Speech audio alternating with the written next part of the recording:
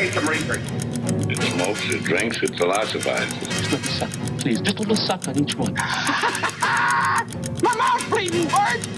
My mouth's bleeding! Shall we talk now or wait? Probably gonna do it live. Do the NBC. Read Roger Ebert's review of Prince of Darkness. That's all I have to say. I was just laughing before we even came on this. Like, it's almost an act of defiance that we do this. Like, no one cares so hard.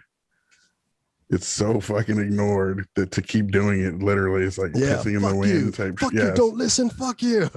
Exactly. I'm gonna keep doing them anyway. You want one you won't listen to? Check this out, motherfuckers. Here's another Moonwalkers 50. and Prince of Darkness. Ain't nobody gonna watch this shit. That's right, bitches. We made an unwatchable movie. Now we have an unlistenable podcast. That's what we do. What was that? Was it Faith No More and Mr. Bungle Who Cares a Lot? Not our fans, or not anyone who sees anything we do. Fuck. Welcome back to another episode of fucking. Hope that inspired you to continue listening. Right. Hi, Mom. Wait, I think she checked out like 6 episodes ago. Right. I've checked out. Fuck.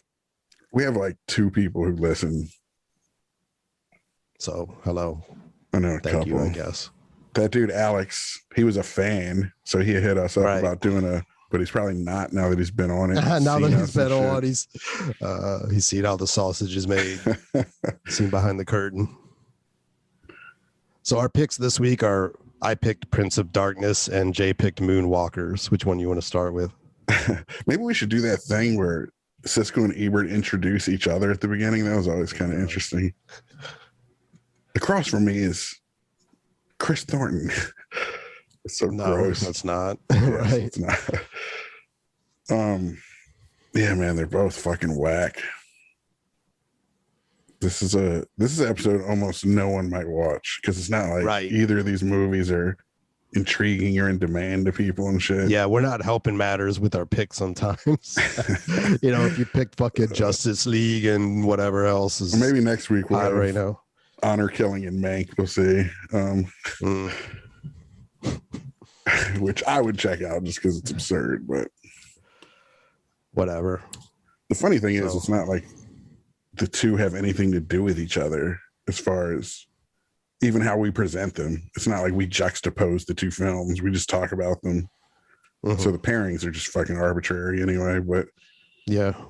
I mean, we might choose a double feature thing. Yeah, exactly. It's a double feature. And because there's 2 of us, the two-headed monster aspect, so we might as well each pick something. And I kind of love the fact that they don't that's the whole have point. Shit to do with each other. The best thing about it is just how fucked up a double feature can we make, So it was kind of fun to try and find something that does connect them. Like a ways back when we did like American Factory and the Lighthouse, and we're like, what would connect those? But then arrived at work, just the idea of a good thing. Work, labor, kick tires on that in this episode again. Then Prince of Darkness and Moonwalkers. What do they have? That academic exercise of what kind of bullshit college paper could I pull out of this mashup? You know what I mean? Yeah, that's kind of fun. I mean, that almost could be the first thing you do because you might not get to it with the buzzer and like, or that could be part of the overtime shit. One. That's true. Anyway, whatever. We get to what we get to. We don't, but all right. So let's see. I watched Prince of Darkness last night. I watched Moonwalkers like a week ago. So Prince of Darkness is fresher in my mind. Let's jump on that. All right. Yeah, it's not a whole lot to say about it. Since you picked it, I'll summarize it. Prince of Darkness is a John Carpenter film. It's the second leg of his trilogy, I guess, his unofficial trilogy. The Apocalypse Trilogy, quote unquote. The Apocalypse Trilogy is the thing. Which I don't even know if he's coined. I don't know if that's just fans doing that or what. I haven't researched it. I've meant to, but he probably is like, what? Okay. Right. Because they're not even really like part of a real series, or they're not connected in any way. The only connection is that they are all like cosmic horror type shit. And made by John Carpenter. Yes. It's almost what we were just talking about doing, this bullshit academic, pull it out of your ass thesis or something, I'll summarize it. Basically, some Satan comes in a bunch of people's mouths. Basically, which makes it sound better than it is. Right? No shit. I'll watch that. Yeah, I mean, I have watched that. I've typed that in search engines and shit, but it's a whole subgenre of porn. Anyway, it's basically about this ancient, deadly. Some priest dies in the beginning of it, and he has some box that I guess has a, I don't know, whatever. In the bottom of this church, there's this vessel, this fucking interdimensional tube full of swirling green liquid that apparently is like Satan juice. And Donald Pleasance plays this priest who calls in this professor he knows of subatomic, physics theory and shit, to kind of research it and try and find out exactly what it is, or I guess to validate it. But he wants him to couch this religious shit in scientific terms so that they can turn the populace onto it, because people now don't believe in shit. So they need the science to deliver the religious apocalyptic message, I guess, or whatever. I think it's a little of both. Yeah. Like he wanted to understand what it was too. I don't think he had quite even. Yeah. But go ahead. But so the professor gets this team of grad students, and they go down in there, and then one by one the thing starts pissing in their mouths, and they start turning into zombies and killing each other and shit. Sound about right? Yeah. Until about sums it up.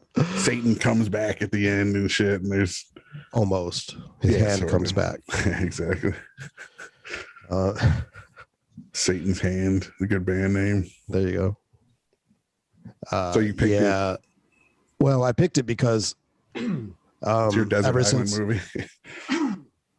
Ever since I heard of this Apocalypse Trilogy thing, I had seen The Thing a couple times, but I hadn't seen either of the other two movies.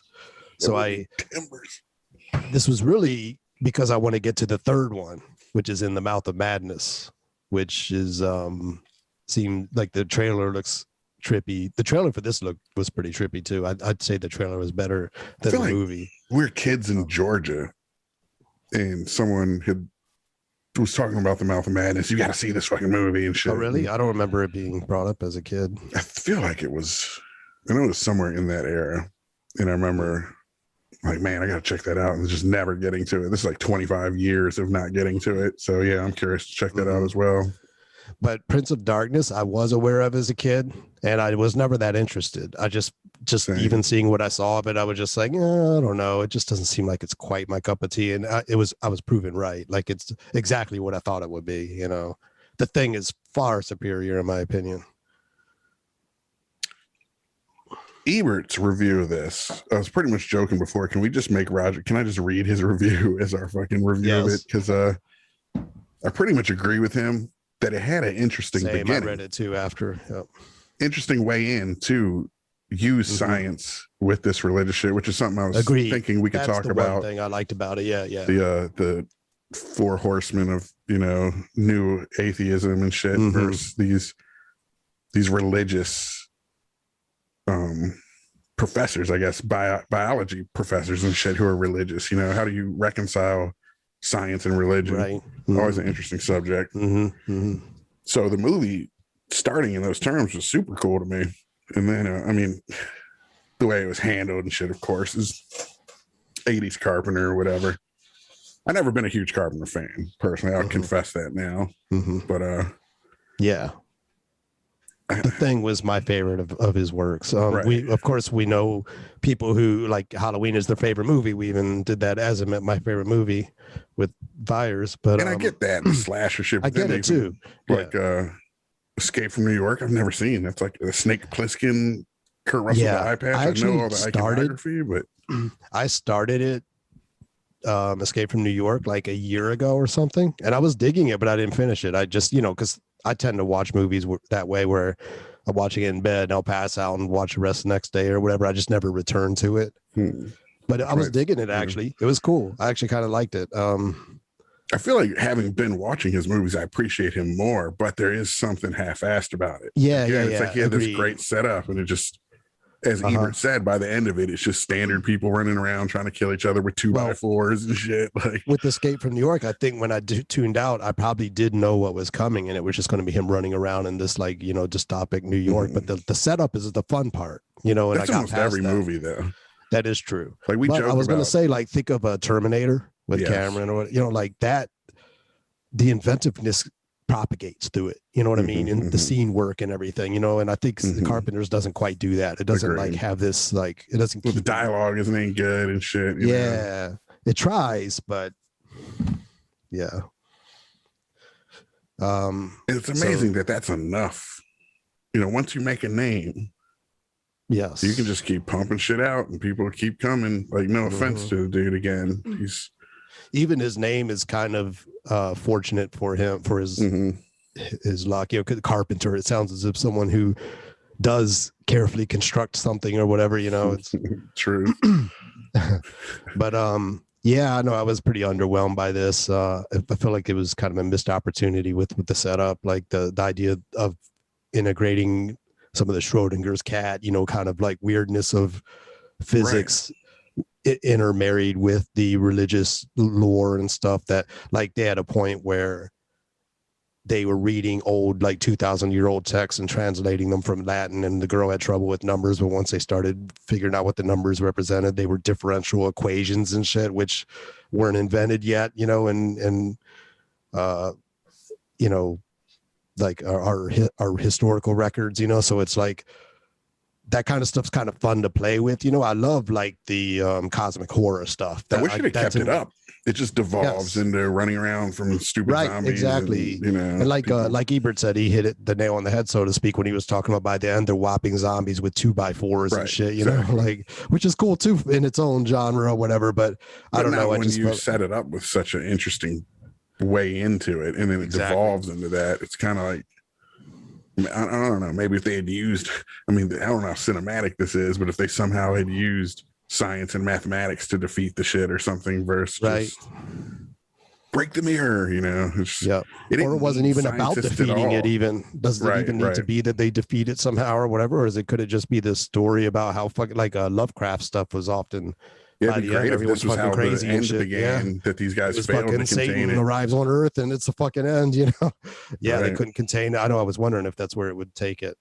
But no, they had to win in the end, sort of. The cosmic horror as a concept, I actually really love, but it's very hard to nail. It's especially in film and stuff where you actually have to do the effects and all that stuff, where it's not relying on the imagination of the reader. And like, again, with Lovecraft and shit, a lot of it was just about madness and stuff, which was in your head, as you read and stuff like this. Space madness.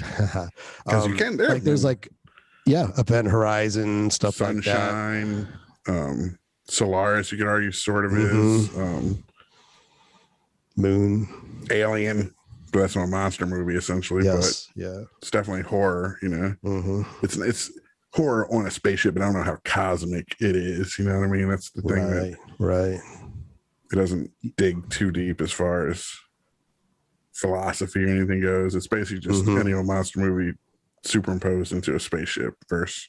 But this idea that there's shit just out there in deep space between the stars and shit that just are fucking nightmarish and stuff. That's kind of a cool, it's almost like fashion or something. You know what I mean? It's like, it's just like a kind of got a cool factor to it, but it's not that meaningful or anything. It's probably not. What was that Alex Garland movie? Annihilation. Did you watch that? Yes. Yeah. So that's again kind of that reality bending madness shit that there's something out there that can affect you and your brain and perception and Color Out of Space. Have you seen that? No, not yet. Cage. Did you watch it? I saw it maybe a year ago or so. Yeah. Crazy. Again, kind of misses the mark to me, but a lot of people love this stuff, Event Horizon, Color Out of Space, etc. For me, because I keep hoping for something that I haven't seen really manifested that well yet. You know what I mean? So I'm always just a little disappointed that it didn't quite. It always devolves. But again, I was about to say almost everything does. Like every comedy ends in an action scene. Pineapple shit. Express type shit. Beverly Hills Cop, fucking, all those kind of. Almost every comedy that has no business even. It's some chase at the end or something. You got, I was just reading an article about The Sopranos, and it was talking about storylines that were just abandoned. And I was just like, every one of them, I was like, good. Because really it was the setup that was fun. Mm-hmm. And then just not like a famous example is the Pine Barrens episode where they thought they killed this Russian dude and then he escapes and then they're like lost in the woods and they can't find him and it never picks it up again. I was like, that's beautiful that it didn't. He just disappeared, and that's you don't get a resolution. And, you know, like let's move on to the next setup of something else that's fun. You know, like setups is where it's at, and that is one reason I think TV is so interesting to people because it's always setup, and exactly. You don't have to have the succinct resolution, and that's what's so hard about movies. I mean, I'll admit it. I don't know exactly how Carpenter should have ended this. Well, I do think we just hit on something that would have been dope if it just ended that Satan's here now, motherfuckers, you know? Right. This was the story of when it happened. You know what I mean? When the fucking apocalypse happened, you know? And again, I think the scene work, the inventiveness throughout of the scene work and stuff, like early Game of Thrones was like that for me too, you know, to keep going back to TV, but like where the actual scenes and The Wire, stuff like that, it's like, it's a joy just as it plays out, like the way it plays out. Coen Brothers movies are like this, you know. Totally. And this just it just kind of whatever, you're just kind of whatevering through it, shrugging through it. Very uninspired, really, beyond the premise of it, you know.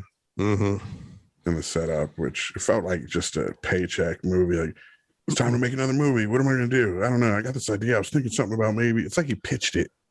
Yeah, and they bought it on the pitch, but then couldn't quite deliver on the premise. Yeah, I mean, I've encountered that as a writer where I'll think of a great premise, but then like, you know, Kill Switch, we've struggled with on things like that, you know, where we're like, the setup is amazing. It could be, but it's like actually executing it is like, it's a much more of a challenge to like really to, you know, you realize the vision is amazing, but to carry it through for, you know, the whole story, you have to start making decisions you didn't even think that you'd have to make when you first conceived of it, you know. If you can't think of some banger of an ending, you know. Exactly. Yeah, the resolution aspect. Yeah.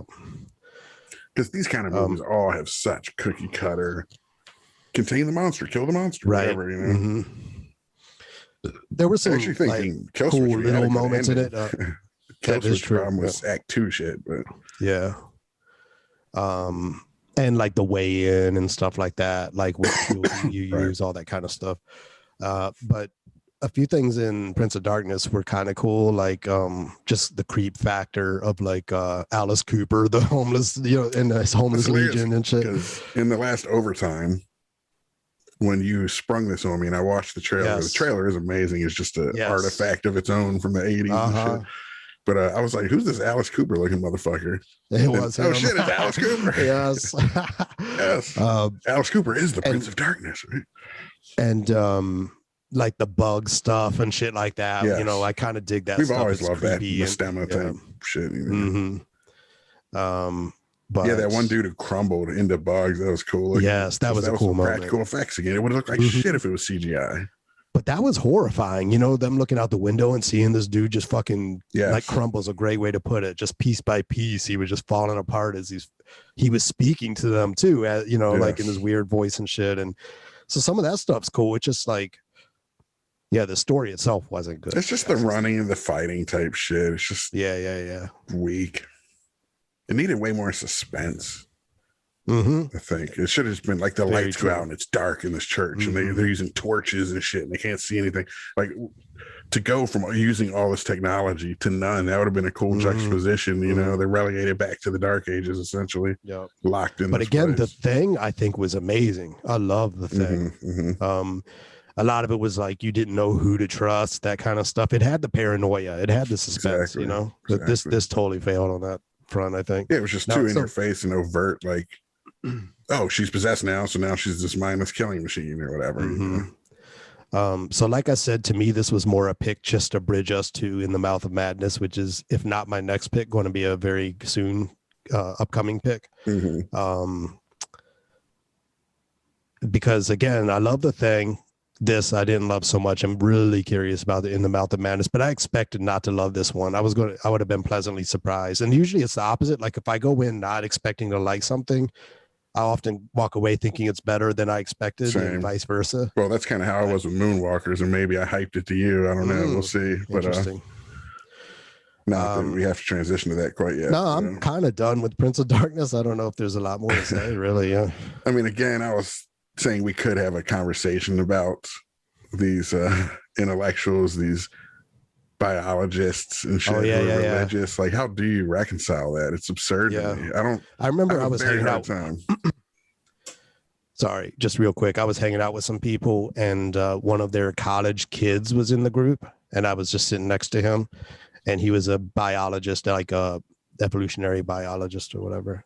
And I asked him, I was like, so I forget exactly what I asked, like how I phrased it, but it was having to do with like creationism versus, evolution. And he's like, wasn't that settled a long time ago?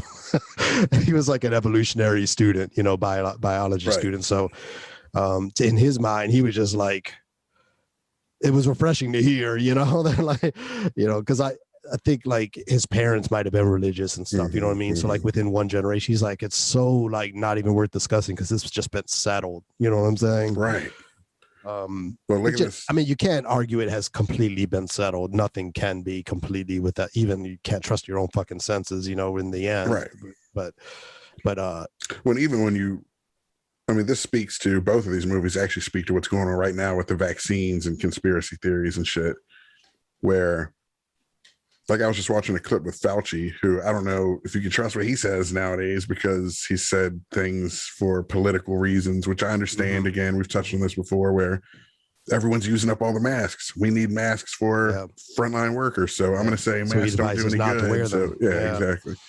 But that once you know that game's being played, you're kind of like, is he saying this for political reasons or? Actually, though, I'd have to look back, but did he not frame it that way?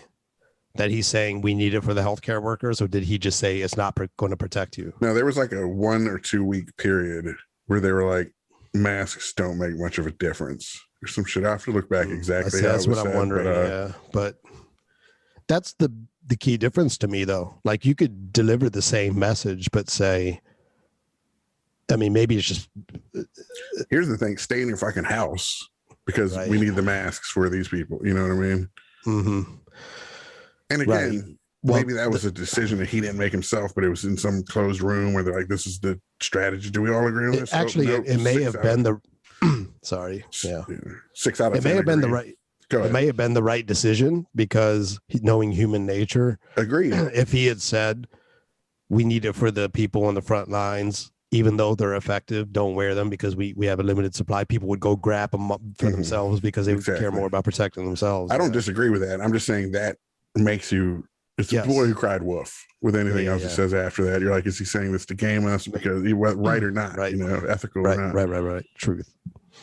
But the peer-reviewed studies, I mean, whether they were fast-tracked or not, 40,000 people in a study, 99% of them, or 98%, whatever it is, have better outcomes.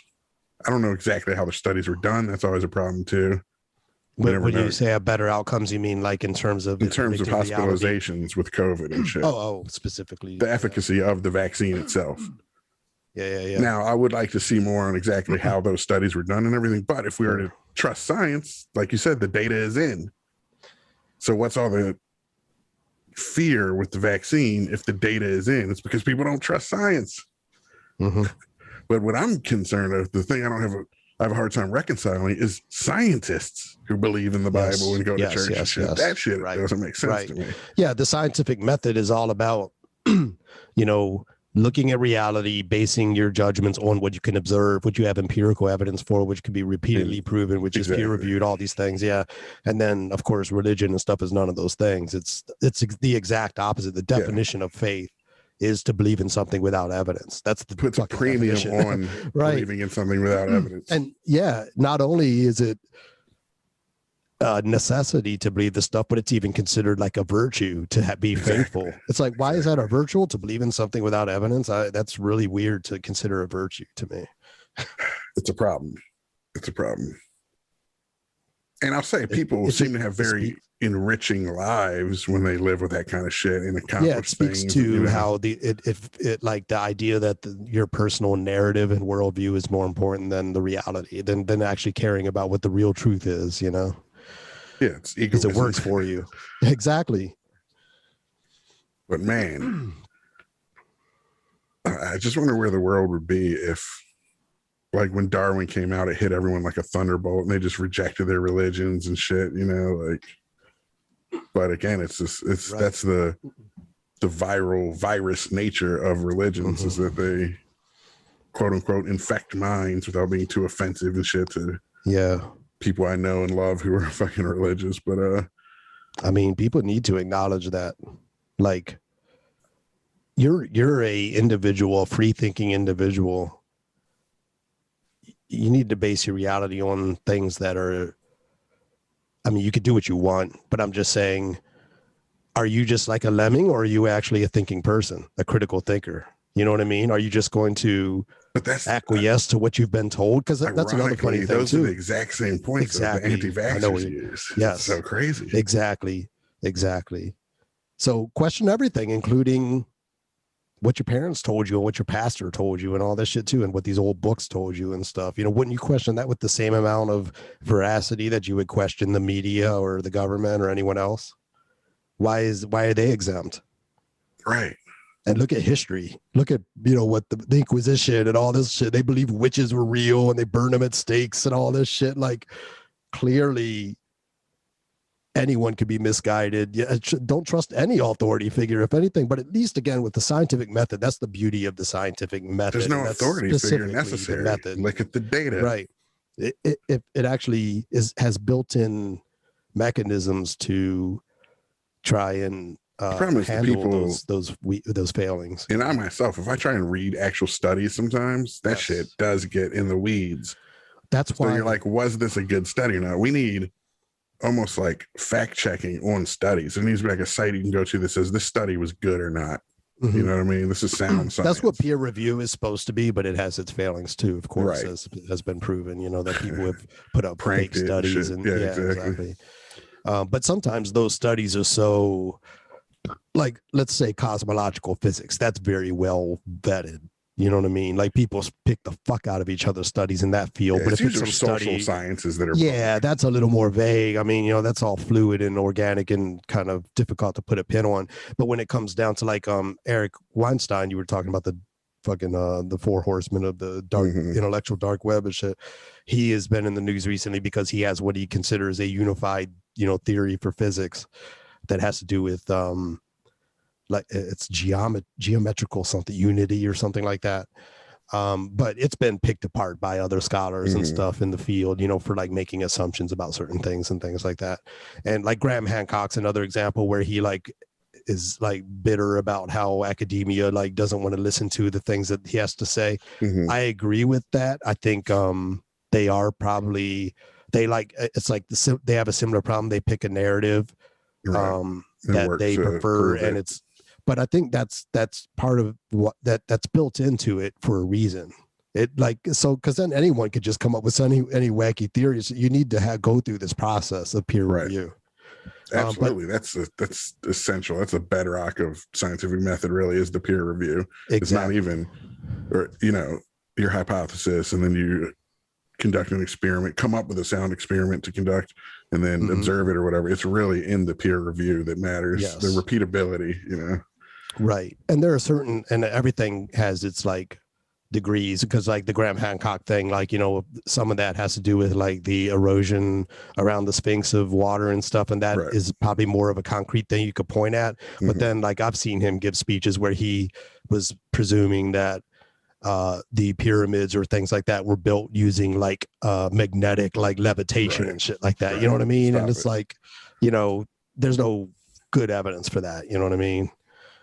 Just because you can't find a good explanation for something doesn't mean that you can just like throw any random one at it. You know what I mean? Right. Like the evidence is what's important there, you know, otherwise you just have to admit you don't know. Well, yeah, like the stoned ape theory of McKenna or whatever is so attractive, but you'll just never be able to prove it. You don't have the evidence. The evidence has been destroyed through time and nature. Yes, that's the distinction between, like you were talking about the social sciences and stuff, those studies, that's one degree of ambiguity. Then the stuff like archaeological, anthropological records and things like that, or history, that is slightly easier to prove because you at least have some like historical records and things like that. But those, not all of those are suspect, you know? And then there's like, again, cosmological physics and stuff like that, where you can actually do like tests and mathematical, right. Well, like now they think they found this other particle that another type of, what is it? Muon, I think. There's muons, but I mean, what do you even call that? Another subatomic particle, I guess you would say, another form of matter, essentially. I don't know. I still don't know. I'm not up to speed on that latest one. Sometimes there'll be these studies where they'll say it upsets the whole world of physics, but it hasn't been repeated and shit yet either. So yeah. And it just might be like, oh, we found some fifth, fourth of nature, but it doesn't really fundamentally change anything about like the origins of the universe or any of this shit. You know what I mean? We know of gravity, what we know of certain laws of physics. Yeah, I've seen some stuff recently too where they were discussing the idea that physics even could change, like that the laws of nature themselves are Darwinian, that the laws change over time, and if that's true, there's no way you're really going to get back to the real like origins of anything. I mean, if the parameters are changing, if the very nature of nature itself is changing, then the rules would change. Yeah Interesting. Anyway, and there's got to be some fundamental parameters upon which existence can rely upon, right? But that doesn't mean it can't be ever changing and fluid within that structure based on interactions and shit. Yes, this has been our Prince of Darkness review. Thank you. And it actually does lead really well into Moonwalkers. There is definitely some common ground with the respect of believing something without evidence, that sort of discussion, the conspiracy of it all as well. And all of none of this is to say that these things can't be true. It just means that you can't be convinced either that they are true because you don't have the evidence to support it. That's the point. It's like the thing with science is someone honestly following science will admit they don't know something.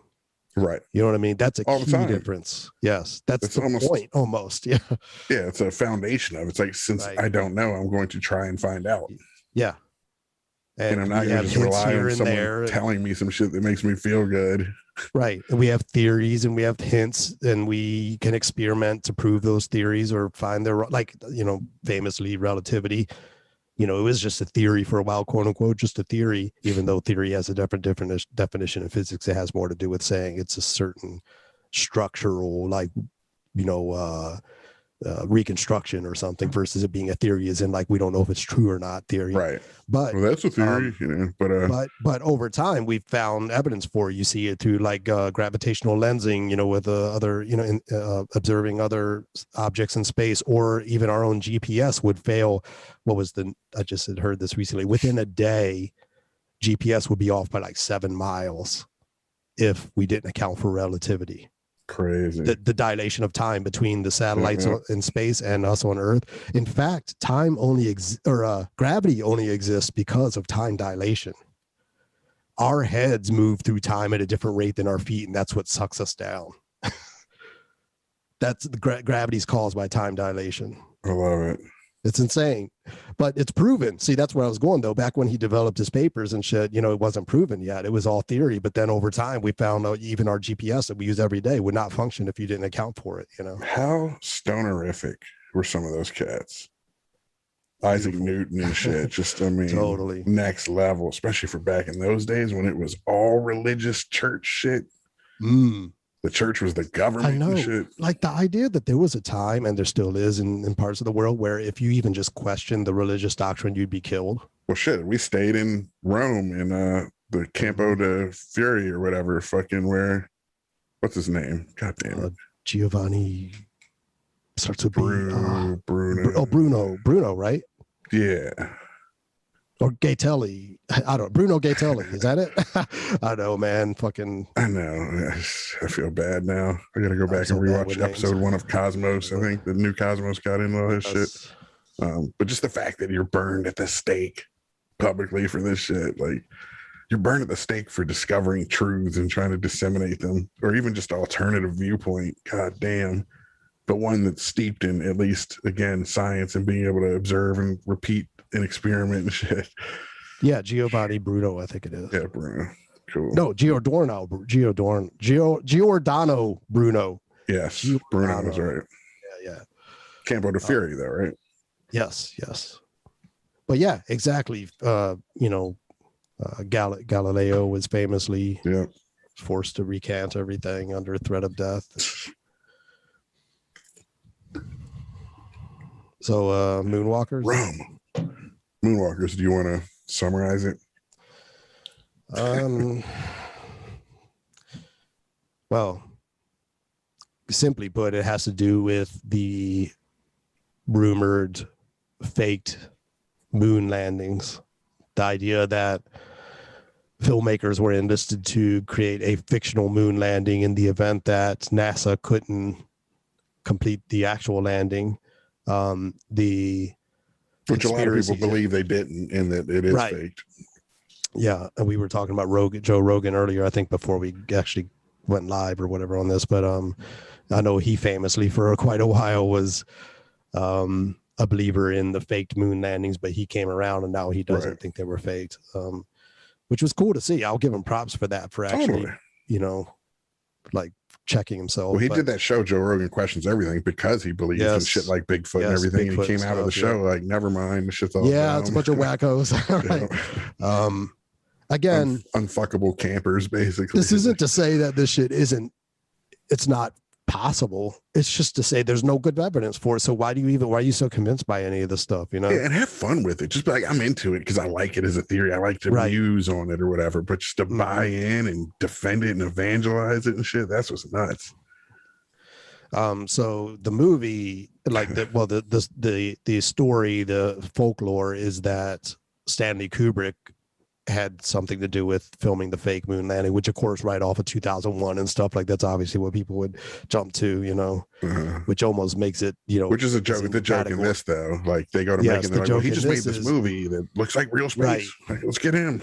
But I mean, even in the public consciousness, I think that's partly why he was the one that was chosen in this like folklore, to be the guy, whereas in reality, it probably would have been a bunch of NASA people who, they wouldn't need Kubrick. You know what I'm saying? Like, what they got Kubrick involved? Come on. It is absurd. So in Moonwalkers, they try and enlist Kubrick, but there's this sort of caperish aspect to it where this band promoter character, I forget his name, but he Johnny something, but Rupert Grint played him.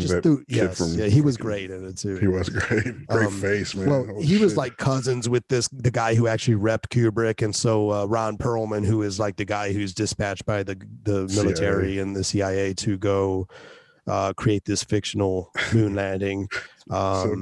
Which again, this is all fiction, of course. Right. The whole movie's a lark. I mean, for sure. Exactly. Like in reality, they probably would have just like the military and the CIA would have created their own little unit and done it right. Like in, when you like in our own fucking hangar or some shit, and not send this one kind of like PTSD scarred dude to go pull it off and shit and not even barely be part of the process. It's very much a man who killed Hitler, and then I got that vibe too. I was going to reference that. Yeah, sorry to speak over you, but the man who killed Hitler and then the Bigfoot. Yes. Even its like quality, like its tone and the way it was shot and all that stuff echoed it a lot. It gave me the same vibes. Yeah. So Ron Perlman's dispatched to go talk to Kubrick's agent, and the Rupert Grint dude is like the cousin of the agent, and he was just happened to be in his office like asking for money or to try and get like access to get the band that he represents, some attention or to get signed or whatever. And it's a mistaken identity thing where Ron Perlman thinks he's the agent, so then he says, I want to talk to Kubrick, let's meet here. And then so Rupert Grint brings this was he part of the band? Was he just his roommate, just druggy roommate who looks just like just out of it, dude, who kind of looked a little Kubrickish, right? So he brought him along. Yeah, exactly, right. And so they like to just try and get the money from Ron Perlman. They pretend they're, Kubrick and the rep. And so that leads to them, eventually Perlman discovers the fucking ruse and comes collecting. And then, but the money's already been stolen by these gangsters and shit that the Rupert Grint dude owed money to. And so then they end up finding this other fucking bohemian kind of like artiste director to shoot it, but at the same time he's trying to say, which I love this part of it, this aspect, that he was Rupert Grint was trying to also make it look as if he's shooting a video for the band that he's trying to please, rock opera, like a rock opera video, right?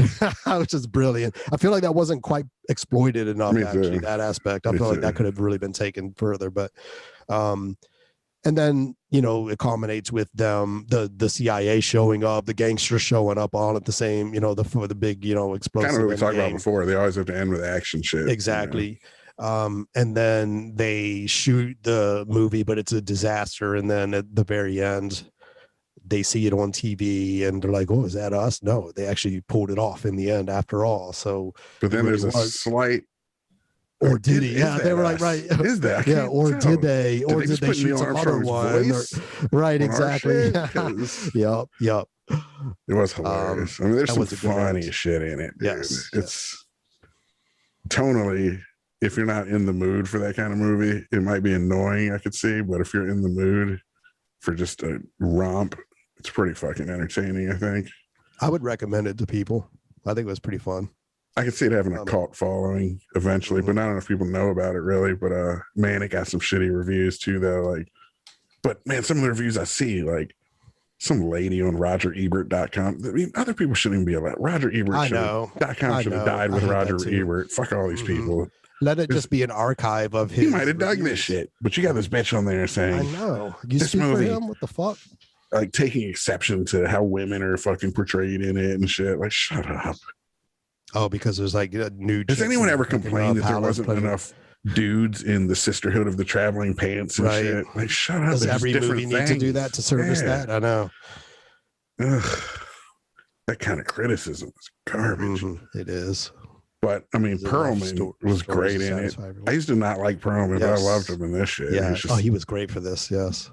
Just an ogre, dude. I loved like when they get to the Bohemian place and he ends up smoking weed laced with opium and fucking getting dosed with acid and all that shit. To me was just great. Like when that blue dude with the bug eyes came out and he just slugged him and shit, like that kind of comedy of just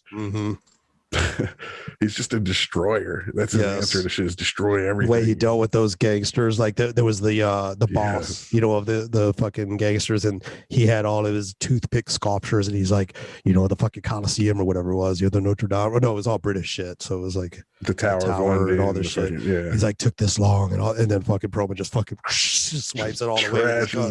Just like, fuck this you. Mob overlord that everyone's scared of. He just shits on it. Like, he don't and then like the other character that's with the Rupert Grint dude's just trying to run off with the I guess it was the briefcase, right? And he's like walking through the fucking toothpick shit. He's like, oh, sorry, kind of shit. There's a lot of good comedy in it. Those details. It's a comedy. It's funny as shit to me. And like when in that same scene when the dude approached Perlman and he just fucking blew half his head off and shit. The way they did the violence was great. Just so immediate and just like, heads were gone and shit. Yes. Well, in the fights he would get in, like in the bathroom, he goes in, there's these wannabe like biker type punk fucking Brit dudes, probably curb stomp people and shit, but he just does not give a fuck.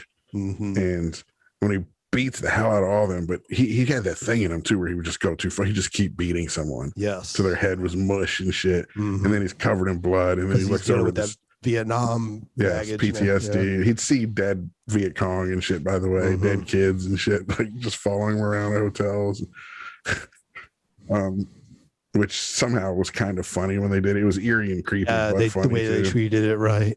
And just when they would show up, the timing of it and shit was pretty good. But then he ends up covered in blood. So to this one hippie bystander in the bathroom who's wearing this fucking Austin Powers looking shirt and shit. So then, of course, Ron Perlman comes out wearing this hippie shirt through half the movie and shit. And I just love that kind of stuff. There's kind of a Wonder Boys almost vibe to it where they're just going through these little scenes of mishaps and shit. This Odyssey sort of thing. Yeah. But yeah, how much is to say about it? But it's almost something that just has to be experienced because it's a good time, man. It's just an hour and a half of trippy fun, man. Rupert Grint was great. I didn't know if I'd like that dude. You know, he was fucking awesome. I'd put him in some shit. Totally. Yeah. Loved him. That hippie bohemian scene, man, I'm so on the fence about that. It looks like it could be amazing, but it could be so annoying and shit. Yeah.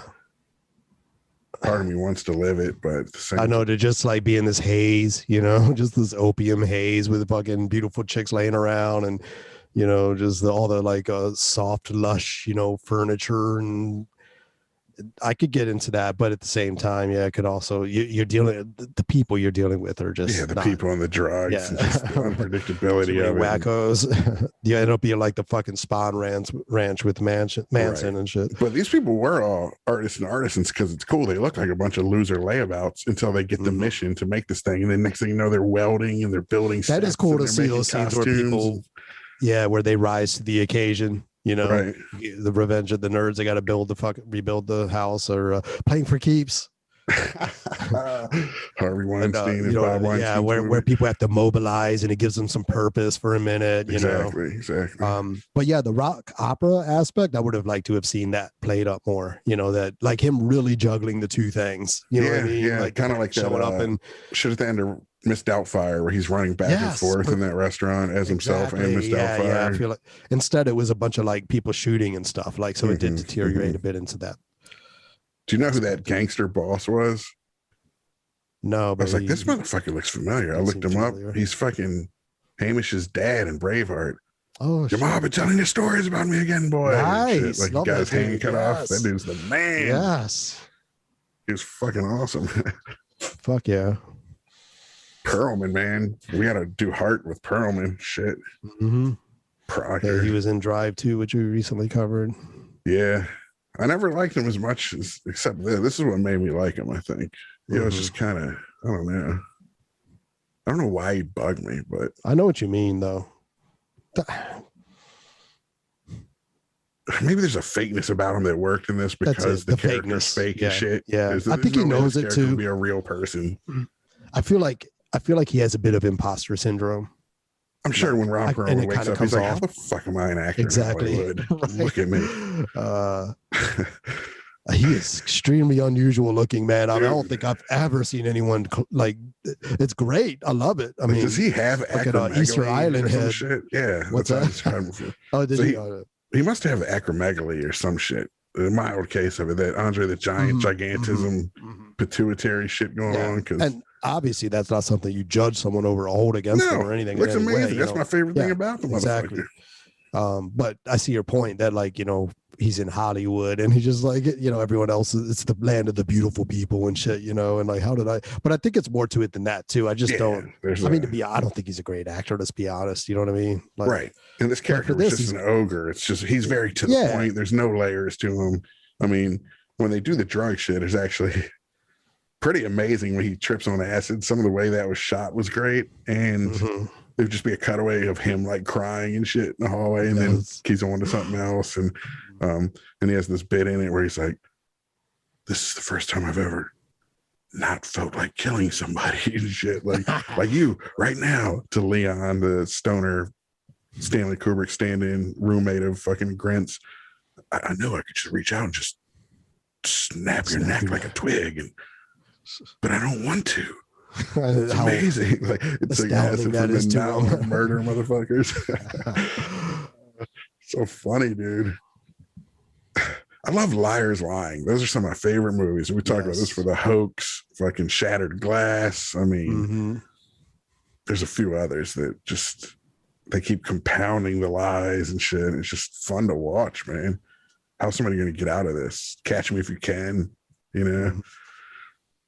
And this definitely had some of that in it, and mistaken identity shit. It did a lot of stuff. The guy who made this scrambling has made nothing else. It's the only movie he ever made. That's crazy. Seems like somebody who'd make more movies, but he made commercials and then this. Interesting. When did this come out? Do you know? 6 years ago. Hmm. And I saw I wasn't even aware of it till you told me, till you picked it. Dude, I know it's one that just doesn't get much credit, but I really feel like it could have a cult following if you don't. And it's real accessible. I think like most any person could enjoy Mama, Pa, whatever, if we recommend, they could kind of, The comedy is classical comedy. It's like situational comedy. It's almost Three's Company type shit. And then physical comedy. Again, just when he punches a motherfucker out or something, the suddenness of it. Kind of like Wonder Boys again, when fucking homeboy coughs up that pill and it just lands on Michael Douglas's lapel, Yes. This just the stop, the start, the suddenness, the physicality. It just doesn't bounce, just sticks. Yeah. Exactly. I remember that happening eating lunch one time. This girls with like coughed and a piece of rice just landed on one of those other dudes. Fucking, it did the exact same thing. It was hilarious. We just all cracked up. Things and then that don't bounce. Yes, exactly. Like the filmmaker dude in it is annoying as shit. And like I didn't want to be near that guy. I didn't want to be watching a movie with him in it. He's so gross and annoying. But I get it. It's like, I get why you'd make him like that in the movie. Yeah.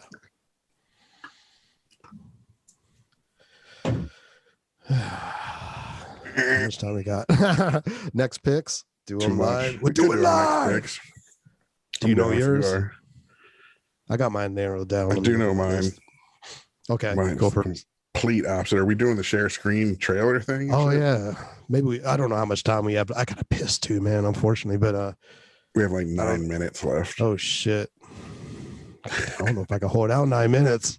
Let me piss real quick. It'll take like fucking 2 minutes. Hang on. I'll see if I have anything to say. This is the first, folks. First time we couldn't make an hour without pissing. We probably should have done that because that's the problem. We were bullshitting for quite a while before we started the timer. Got to take them piss breaks first, especially when you're boozing, which you can almost be guaranteed we will be when we do these because otherwise they feel even more pointless. I don't mind doing some pointless shit drunk. That's a whole different thing. God damn. Yeah, maybe we'll just do our picks in this one and not have an overtime. I'll start making my pick.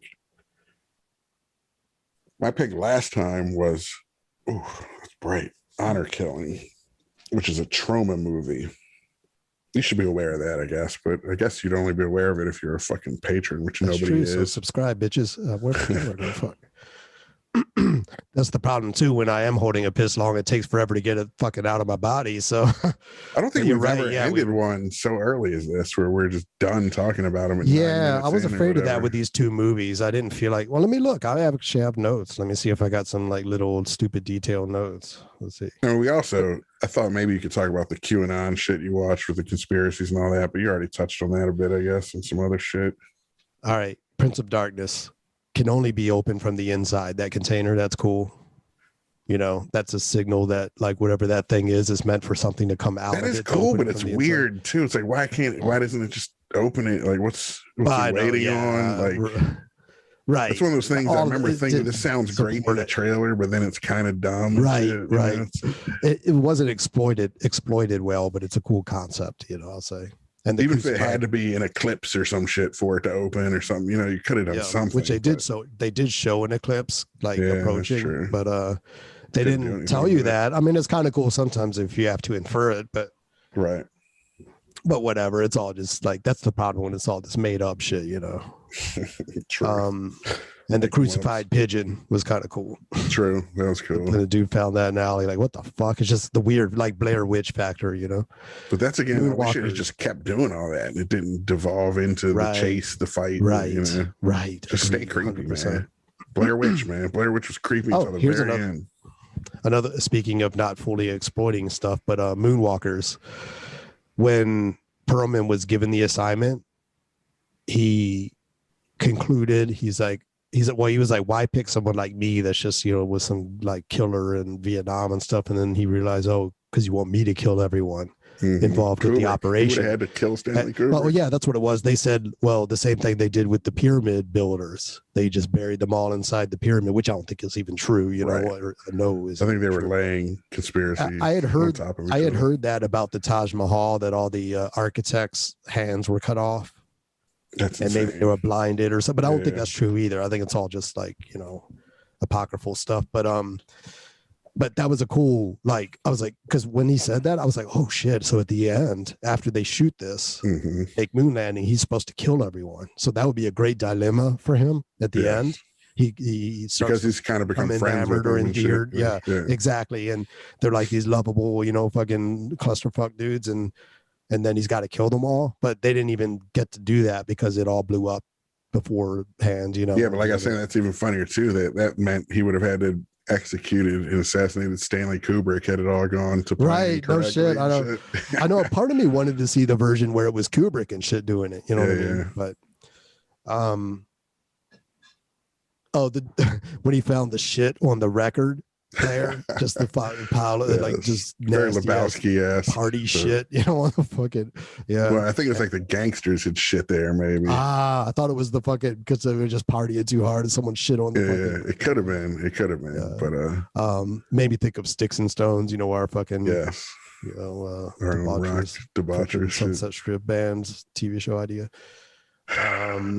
Great editing, the chest flex on the percussive strike, you know, when the fucking like one of the gangsters flexed his check and it had this jazzy kind of, you know, music playing, and when like when his chest flex it hits one of the fucking percussive, you know, the editing and everything was tight. Even like the stylization of it, the slow motion shit, it didn't bother me like it does a lot of times because it's such a trip fest, you know. Yeah, it's right for this film, you know, this kind of film, you know, because it's saying don't take me too seriously. Right. And that's, I think, a lot of the criticisms. I think it has like a 42% with both critics and fucking audiences, which is rare. Damn. Usually one, like I would have thought audiences would have liked it more, but I don't know, man. I think it's fun. It's just a trip. Looking Prince of Darkness, the trailer was way better than the movie to me. Right. Well, part of the problem with the movie was it wasn't janky enough. Like the trailer gave you this vibe that it was going to be just fucking weird, you know, like I love the 80s, even more disjointed. The chicks' hair and shit. All the chicks had horrible hair. This just Aquanet stiff ass hair. The dude was. Do you remember Simon and Simon? That TV show. The guy with the mustache. That was him and Gerald McRaney were Simon and Simon. Oh shit. Yeah. Damn. He was like the good looking, the face one, and Gerald McRaney was like the Murdoch or whatever, you know, or you know, just the love Gerald McRaney. More dangerous. So Gerald McRaney's a pimp. The man. Put that dude in anything. What was that? What did I just say about that though? Because I was going to tie it into Moonwalkers. It's just how it was. Oh, the trailer. I was going to say the promise of the trailer versus because that's an interesting thing too. Because we've discussed that before, where like Happiness is our best example of a trailer that is entirely misleading. Or so I like to evaluate a movie against its trailer. And Prince of Darkness, I thought the trailer was way more compelling than the final result. Moonwalkers.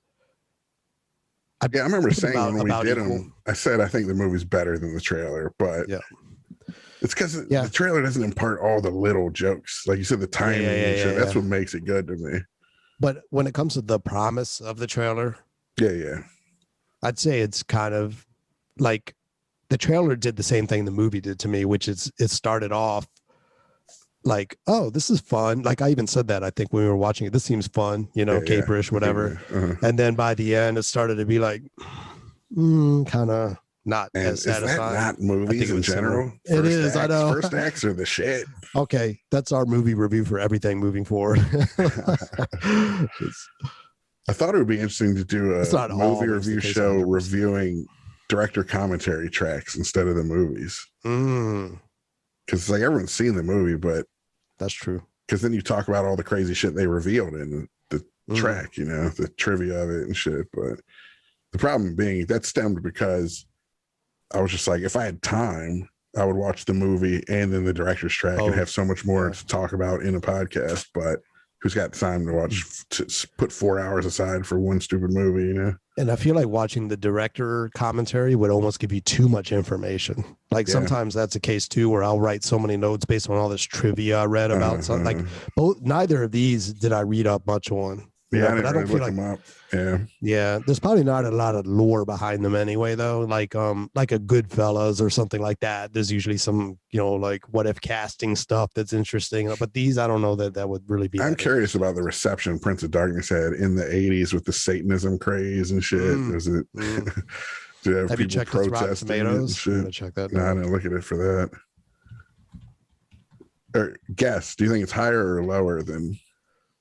Or you probably just look. I'm going to guess high. No, I haven't gotten to Rotten Tomatoes. I'm going to guess it's higher too than 42%. Yeah. But here it is. 58 critics, 60 audience.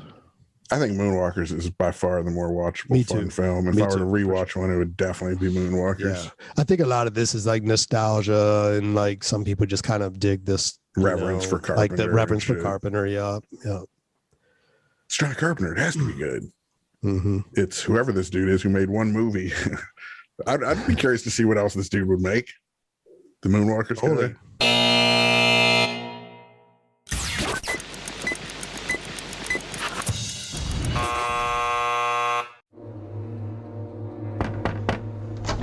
You're alone, right? Yeah. Is it cool if I start filming now? No, when we get inside. Why are you here? I just thought it was really interesting, that someone hasn't left their basement in 6 months, not even to use the bathroom. Is that true? Why would I want to go out there? I got everything I need right here. That's what's wrong with most people. They're weak-willed pussies and parasites who buy into that whole it takes a village bullshit. You know how many aliases I've used calling into radio shows? I've had it up to my goddamn gills with the systematic feminization of this country. Of course we want you. Get your own damn show if you think you got that much to say. You live in your mom's basement. Get down! Fuck you! What's so special about my loser son? You really do hate your own mother. She's a woman. Why wouldn't I? There's some disconnect there, and if I could find it, what is hate? Where does it come from? Where does it go? You want to know what gender you are? Reach down the front of your fucking pants and shoot fucking kite. Black Lives Matter. Do you call horses slaves? Liberal fucktard. Enough with the parades and the rainbow flags. Dude, this guy's... it's like pure hate, man. I want to see something really fucking cool.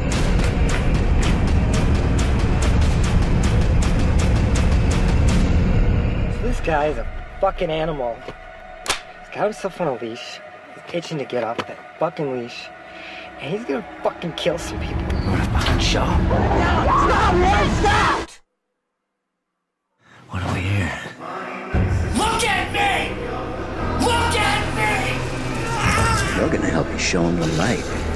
We're gonna change the world. This is Cactus Jack coming to you live from a studio audience. To the man who calls himself Cactus Jack, we have watched as you have rocketed to infamy. And you wonder why these cornered animals lash out. Get the fucking side. And now, we have watched as you have called for literal blood. I know you're out there listening. It's buzzing in your ears, burrowing into your brain. Do it. Jack, you're gonna love this. I pulled that trigger on that motherfucker's head. Your VPN will not shield you. The darknet will not hide you. You and your kind are finished. You think I'm scared of you? Come and fucking get me!